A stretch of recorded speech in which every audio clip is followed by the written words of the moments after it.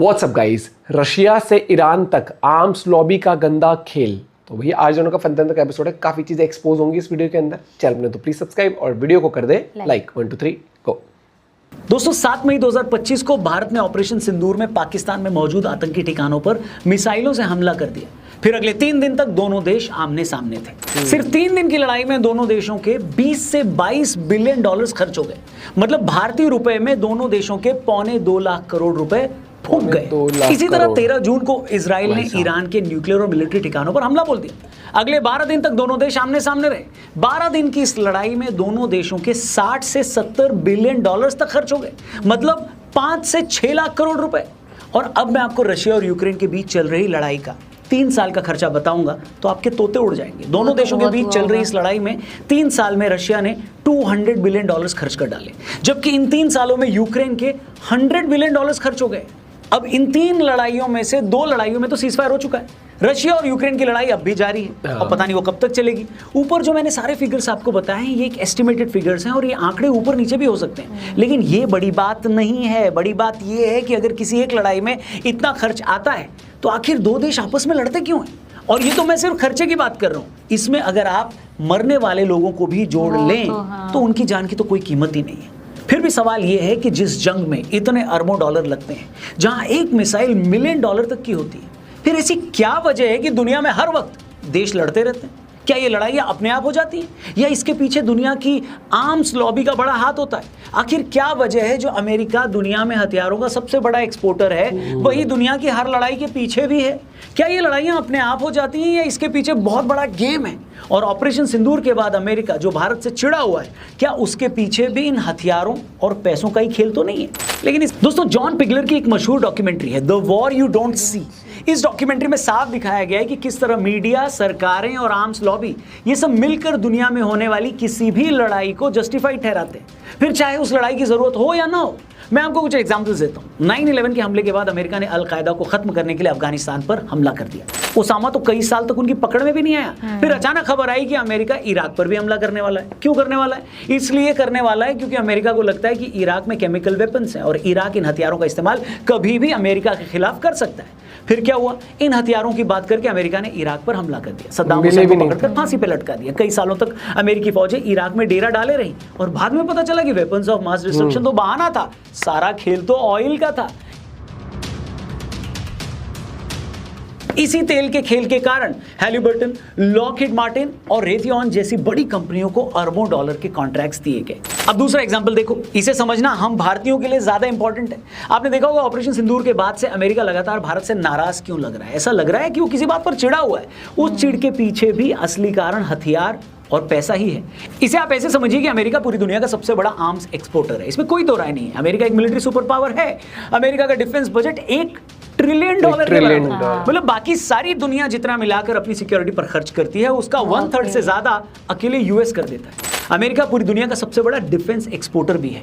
दुनिया में जितने भी हथियार बेचे जाते हैं 40% अकेले यूएस बेचता है। यहीं पर सबसे बड़ा पेच है। यूएस की प्रॉब्लम यह है कि सारी दुनिया मुझसे हथियार खरीदती है, यहां तक कि नाटो के देश भी अपने 67% हथियार यूएस से खरीदते हैं। इजराइल जिसकी खुद की डिफेंस टेक्नोलॉजी इतनी सॉलिड है वो भी अपने 30% हथियार यूएस से खरीदता है। मगर भारत जो दुनिया का सबसे बड़ा आर्म्स इंपोर्टर है वो अपने सिर्फ 10 से 15% हथियार ही यूएस से खरीदता है। और आज भी भारत अपने सबसे ज्यादा हथियार रशिया से खरीदता है। इसे आप ऐसे समझिए कि भारत अपनी डिफेंस नीड्स का 40-50% तक हथियार खुद अपने देश में बनाता है, बाकी 50% इंपोर्ट करता है। अब इस 50% में भारत सबसे ज्यादा हथियार रशिया से खरीदता है। भारत अपने टोटल डिफेंस इंपोर्ट का अकेले 50% रशिया से खरीदता है।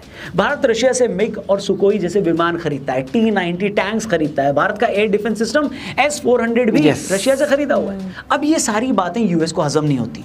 यूएस को असली तकलीफ तब हुई जब भारत ने उसके F-35 एयरक्राफ्ट को इग्नोर करके फ्रांस से रफाल खरीद लिए।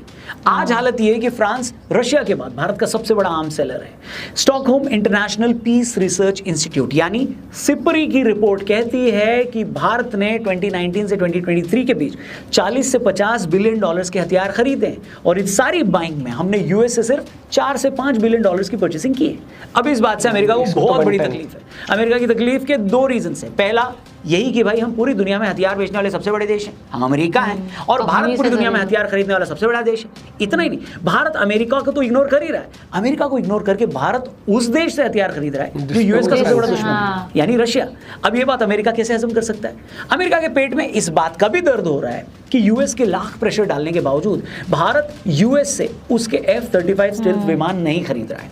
अब अमेरिका इससे भी चिढ़ा हुआ है, अमेरिका इस बात से भी चिढ़ा हुआ है कि भारत यूएस के F-35 को इग्नोर करके रशिया से उसका 5th generation fighter jet Su-57 खरीदने वाला है। और खरीदे भी क्यों ना, एक तो अमेरिका का F-35 रशियन Su-57 से 3 गुना महंगा है, ऊपर से F-35 स्टेल्थ फाइटर होने के बावजूद रडार की पकड़ में भी आ जाता है। ऐसे ही एक F-35 कई दिनों से खराब होकर भारत के केरल में पड़ा केरल में हुआ पड़ा है। हुआ है। अब अमेरिका इस बात से चिढ़ा हुआ है कि UK कह ले। भारत अमेरिका को इग्नोर करके अगर रशिया से हथियार खरीदता है तो इससे ईगो हर्ट एक हो तो रही ये है। प्रूव होता है कि रशियन आर्म्स ज्यादा भरोसेमंद है, और दूसरा भारत जैसा ईगो इतना का बड़ा गेम। बायर जब रशिया से आर्म्स खरीदता है तो रशियन इकोनॉमी में अरबों डॉलर जाते हैं। ये बात भी अमेरिका को बर्दाश्त नहीं है। और कहानी यहीं पर खत्म नहीं होती दोस्तों, भारत रशिया से हथियार नहीं ऑयल भी सबसे ज्यादा खरीदता है। भारत रशियन ऑयल का सबसे बड़ा इंपोर्टर है। हुआ ये कि जब रशिया और यूक्रेन का युद्ध शुरू हुआ, अमेरिका और यूरोप ने रशिया पर बहुत सारे बैन्स लगा दिए। इसके बाद रशिया को मजबूरन पर बैरल 10 से 30 डॉलर का डिस्काउंट देना पड़ा। भारत ने रशिया के इस ऑफर का फायदा उठाकर अपनी ऑयल परचेस को 10 गुना तक बढ़ा दिया। भारत फिलहाल रशिया से 1.5 से 2 मिलियन बैरल तेल हर रोज खरीदता है। अकेले साल 2024 में भारत ने रशिया से 52 बिलियन डॉलर्स यानी 4 लाख करोड़ का तेल खरीदा। और ये बात तो यूएस को और पसंद नहीं आ रही। अमेरिका की भारत से एक चिड़ ये भी है कि रशिया यूक्रेन के 3 सालों के वॉर में रशिया को तकरीबन 200 बिलियन डॉलर्स खर्च करने पड़े, मगर इन 3 सालों में भारत ने इससे आधी रकम का तो तेल ही रशिया से खरीद लिया। इस बात की तकलीफ तो बाइडेन सरकार को भी थी, लेकिन ट्रंप के प्रेसिडेंट बनने के बाद उनकी सरकार के कुछ सांसद अब खुलकर बोल रहे हैं कि भारत रशिया से तेल खरीद कर रशिया की हेल्प कर रहा है, इसलिए हमें भारत के साथ ट्रेड डील करते हुए उस पर भारी टैरिफ लगाना चाहिए। तो अब समझे बाबू भैया ट्रंप भारत से इतना क्यों चिढ़ा हुआ है? सीधी सी बात है, ट्रंप है एक नंबर का बिजनेसमैन। उसका एक और एग्जांपल बताता हूं। हम सभी जानते हैं कि नाटो देशों की सबसे बड़ी ताकत अगर कोई है तो वो है अमेरिका। अगर अमेरिका नाटो से खुद को अलग कर ले तो यूरोप के देशों की फटकर 74 हो जाएगी। यूरोप के देशों को लगेगा कि भाई अब तो रशिया हमें कभी भी पेल देगा। अब ट्रंप इस बात को अच्छे से समझते हैं, इसलिए कुछ दिन पहले नाटो देशों की जो बैठक हुई थी उससे पहले उनको भी ट्रंप बोला ने है। क्लियर कर दिया था कि भैया ज्यादा नाटो के बाकी खरीदो, देशों को ज्यादा अपने डिफेंस। डिफेंस बजट को अपनी जीडीपी का 5% तक करना होगा। अब ट्रंप ने जिस धमकी वाले अंदाज में ये बात बोली थी, स्पेन को छोड़कर लगभग सभी देश इस पर अग्री कर गए। अब आप पूछेंगे कि भाई अगर नाटो के देश अपना डिफेंस बजट बढ़ाते हैं तो इससे यूएस को फायदा क्या होगा? वहीं से तो जाते दिखेगा, इसका भी आपको गणित बता देता हूं, मिलेगा। फैक्ट ये है कि नाटो के देश भी अपने 60% से ज्यादा हथियार यूएस से ही खरीदते से, हैं। हाँ। अब जब ये कंट्रीज अपना डिफेंस बजट बढ़ाएंगे और आर्म्स परचेस करेंगे तो उसका सीधा फायदा यूएस को ही होगा ना। अब आप समझ रहे हैं कि क्यों कुछ लोग ट्रंप को लंबा केजीबी गेम का बाबू एसेट भी भैया। बोलते हैं। अब आप सारा गेम समझो, पहले यूक्रेन को रशिया का डर दिखाकर उसे बोला गया कि भाई रशिया तुझे पेल देगा, ऐसा कर जल्दी से नाटो का मेंबर बन जा। अब यूएस को अच्छे से पता था कि जैसे ही ज़ेलेंस्की इस बारे में कुछ बोलेंगे तो रशिया नाराज हो जाएगा, क्योंकि यूक्रेन का नाटो का मेंबर बनने का मतलब था कि रशिया की छाती पर नाटो की फौज आकर खड़ी हो जाएगी, और ये रशिया बर्दाश्त नहीं कर पाएगा। फिर क्या था, इसी बात पर 3 साल पहले दोनों देशों में लड़ाई शुरू होगी, और आज यही चूरन अमेरिका यूरोप को भी बेच रहा है कि भाई रशिया तुम्हें कभी भी पेल देगा, रशिया ने पेला तो तुम्हें बचाएगा कौन? हम बचाएंगे। हम मतलब नाटो के देश, और नाटो के देश मतलब अमेरिका। और अगर तुम चाहते हो कि यूएस नाटो में बना रहे तो चलो चुपचाप अपना बजट बढ़ा दो डिफेंस वाला। ये वसूली, बजट बढ़ाओ, हफ्ता मतलब वसूली। हथियार खरीदो, और हथियार खरीदो मतलब यूएस की झोली में पैसा डालो। इसीलिए दोस्तों मैंने शुरू में ही बोला था कि दुनिया भर में जो लड़ाइयां, जो वॉर्स हमको होती हुई दिखती हैं, उनमें से कितनी जेन्युइन लड़ाइयां होती हैं और कितनी लड़ाइयों के पीछे गेम होते हैं, ये समझना मुश्किल है। अमेरिका और इजराइल ने कहा कि भैया ईरान तो न्यूक्लियर वेपन्स बनाने से कुछ ही वीक दूर है, ये बोलकर उन्होंने ईरान पर अटैक कर दिया। लोग भी भूल गए कि ये बात नेतन्याहू पिछले 20 साल में 6 बार बोल चुके थे कि ईरान न्यूक्लियर हथियार बनाने वाला है। मगर हुआ क्या, अमेरिका ने B-2 बॉम्बर से क्लस्टर बॉम्ब्स भी दाग दिए, टॉमहॉक मिसाइल्स भी दाग दी, लेकिन हुआ क्या ये किसी को नहीं पता।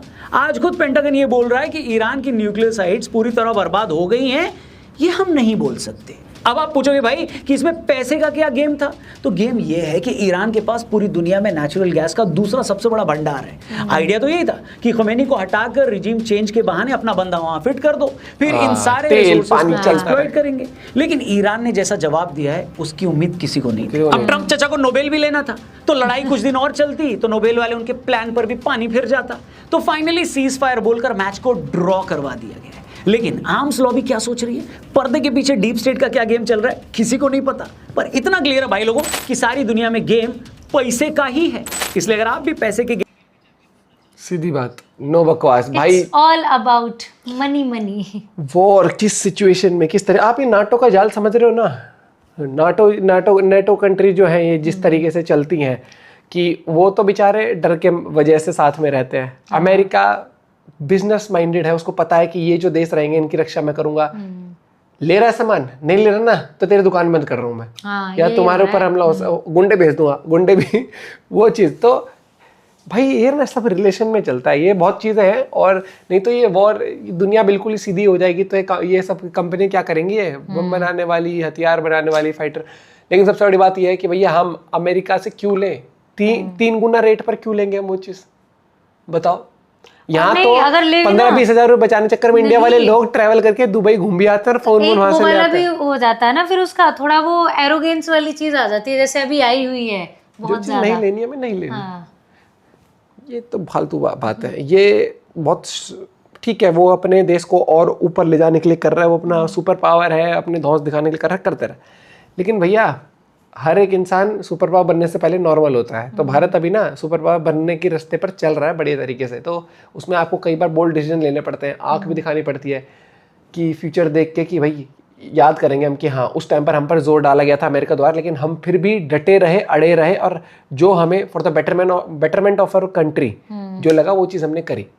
ठीक है, और ये चाहते हैं वो वाला जहाज ले। अरे भैया हमारा जो कोर है, हमारा इंडियन मैन्युफैक्चरिंग और प्लस रशिया के इक्विपमेंट से ज़्यादा है, तो हम उनको ज़्यादा करेंगे ना। अब तुम आईफोन लेके उसकी माइक्रोमैक्स की या रेडमी की थोड़ी ईयरफोन यूज़ करते रहोगे, बिल्कुल ही रेयर केस में करोगे या सस्ती कोई ले लो, लेकिन ज़्यादातर आप इकोसिस्टम वही चीज़ रखोगे ना, एक जो आपका चल रहा है। आप अपना पॉइंट भी शेयर करिएगा दोस्तों, समझ गए ना आप, पैसे का चक्कर वाओ भैया। मिलते हैं वीडियो के साथ, बाय बाय, टेक केयर।